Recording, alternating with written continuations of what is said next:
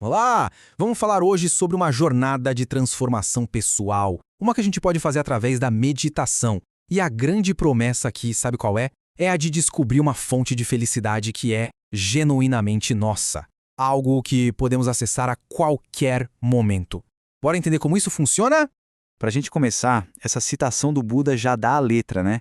Concentre a mente no momento presente. Poxa, parece simples, mas no mundo que puxa nossa atenção para todo lado, o tempo todo, essa instrução que parece tão básica é, na verdade, o maior desafio de todos. E é justamente o ponto de partida para tudo que a gente vai conversar hoje. Ok, mas vamos ser sinceros aqui. Se meditar é sobre ter paz, por que pode ser tão frustrante às vezes, né?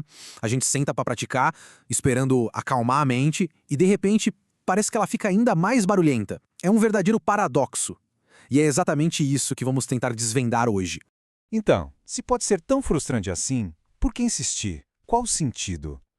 Bom, a resposta está naquilo que é a promessa central da meditação, a chance de encontrar uma felicidade, digamos, confiável.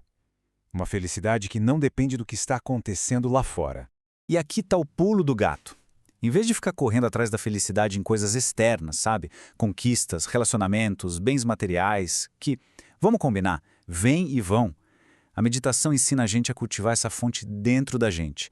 É uma felicidade que ninguém pode tirar, porque ela é construída pelo nosso próprio esforço, de dentro para fora. Mas antes de colocar a mão na massa, de começar a prática de verdade, é como se a gente precisasse de um kit de ferramentas, sabe? Entender alguns conceitos-chave é super importante para não ficar perdido no meio do caminho. A primeira ferramenta dessa caixa é o Sati, que muita gente conhece como Mindfulness ou atenção plena. Pense nele como se fosse um músculo. O músculo da atenção. É basicamente a habilidade de segurar uma única ideia na mente. Tipo, foca na respiração, sem se deixar levar por outras coisas. É a nossa memória de trabalho em pleno funcionamento e olha, é a base de tudo na prática. Agora, atenção aqui, porque essa ideia pode de verdade transformar a prática de qualquer pessoa. Do lado direito a gente tem o que todo mundo pensa que é a respiração. O ar físico entrando e saindo pelo nariz. Simples. Mas a técnica convida a gente a focar em algo muito mais amplo, que é o que está do lado esquerdo. A respiração com R maiúsculo. O que é isso? É todo o fluxo de energia, de sensações que percorrem o corpo. Sentir esse fluxo e não só o arzinho no nariz é o que realmente permite um aprofundamento. É, sério, um divisor de águas. E para fechar esse nosso kit de ferramentas, o material nos dá tipo um mapa da nossa própria consciência. E a primeira coisa que a gente aprende é que ela não é uma coisa só, sabe? Funciona em camadas. A mais externa é a consciência cessatas, é a percepção geral das coisas à nossa volta. Um pouco mais para dentro tem a consciência sensorial, que é o que registra o que a gente vê, ouve, sente.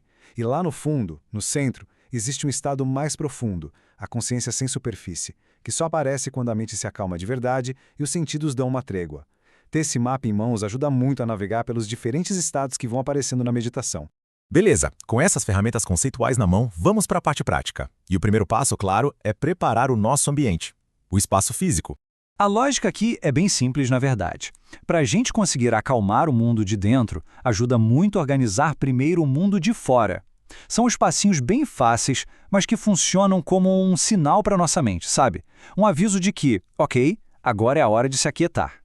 Isso ajuda a minimizar as desculpas e as distrações. O ideal mesmo é ter um cantinho, um refúgio, um lugar onde dê para fechar a porta para o mundo por uns minutos, sabe? De preferência longe das áreas mais movimentadas da casa. A postura também é chave. O assento tem que ser firme o suficiente para manter a coluna reta. A ideia é encontrar um equilíbrio, um estado que seja ao mesmo tempo de alerta e de relaxamento, mas sem o risco de pegar no sono no meio do caminho. A iluminação também conta. Uma luz mais suave ajuda a mente a relaxar. Luz muito forte, tipo fluorescente, pode agitar demais. Uma luz mais amena, quem sabe até de uma vela, já cria um clima bem mais propício para olhar para dentro. E por último, mas super importante, consistência. Tentar criar um hábito, escolher um horário fixo, de preferência quando as chances de interrupção são menores. Isso tira a meditação daquele campo do talvez eu faça hoje, e transforma num hábito de verdade. E é aí que a prática começa a se aprofundar dia após dia. Muito bem. Espaço externo preparado, agora a jornada é para dentro. Vamos ver então como é que se lida com o que acontece na nossa mente quando a gente senta para meditar. E agora vem uma analogia muito poderosa para lidar com a parte que talvez seja a mais difícil de todas: O que fazer com a enxurrada de pensamentos? A proposta aqui não é lutar contra eles, de jeito nenhum, é mudar completamente a nossa relação com eles. Isso ilustra de um jeito brilhante o conceito de não julgamento. A gente não precisa se identificar com cada pensamento, nem tentar fazer eles pararem. O exercício é outro, é simplesmente observar. É como sentar na margem de um lago e ficar vendo os peixes passarem. Eles vêm, eles vão, e a gente não se joga na água atrás deles.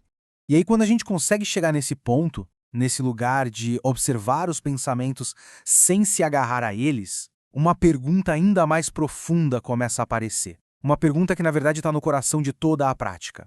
E para ilustrar esse ponto, o material traz um exemplo bem inusitado, que vem do humor britânico, do Monty Python.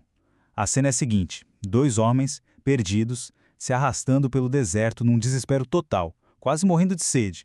E aí, do nada, um deles para, olha direto para a câmera e diz: "Pera aí um minuto." Ele quebra a cena, ele se dá conta de que aquilo tudo não é real, que ele está sendo observado. E aí a câmera abre o plano e revela toda a equipe de filmagem, o estúdio. A ilusão do deserto se desfaz. A analogia com a meditação é genial. Da mesma forma, a mente pode de repente perceber que ela não é o ator sofrendo no deserto. Ela é, na verdade, o observador que está assistindo a cena toda. Esse é o momento em que a gente quebra a ilusão de que nós somos os nossos pensamentos. E a gente termina com essa pergunta, que fica para reflexão. Assim como naquela cena, a meditação nos convida a dar esse passo para trás e perguntar: se os pensamentos estão ali, sendo observados, quem ou o que é esse observador? A resposta para isso não está em nenhum livro, mas na experiência da própria prática.